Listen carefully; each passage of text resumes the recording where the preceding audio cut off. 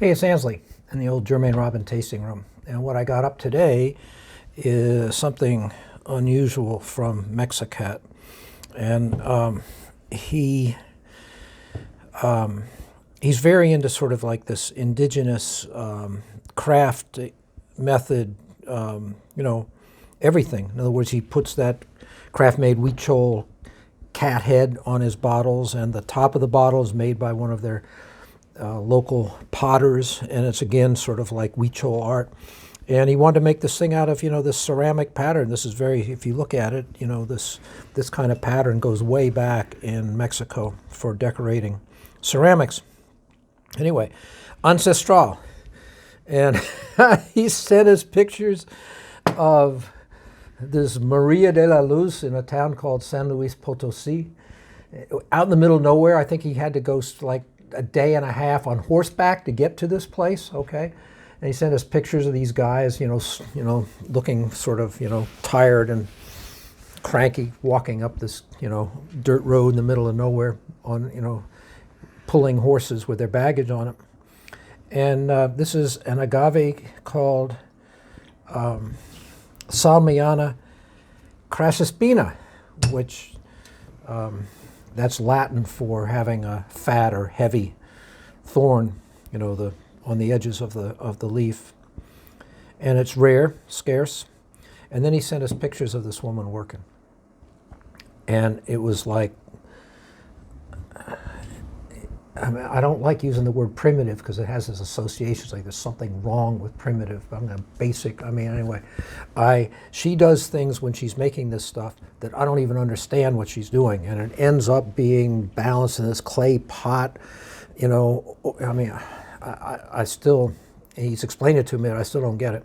Anyway, this is as old-fashioned a product as you will encounter anywhere on the planet. And incredibly small batches, all clay, ancestral. And he calls it, instead of, I think what happens is that San Luis Potosi is not within Jalisco, it's in the next state, and so he can't call it raicillas, so he calls it agave spirits, Destilado de Agave. All right, so here we go.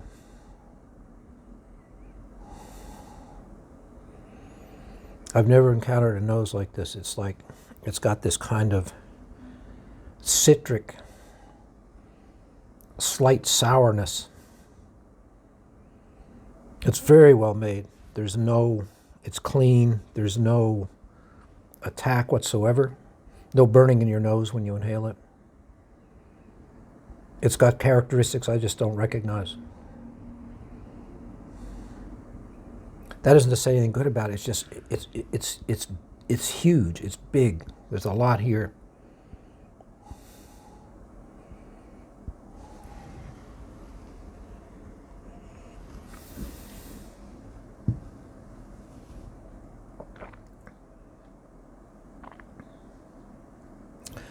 I'm taking a long time. I'm sorry.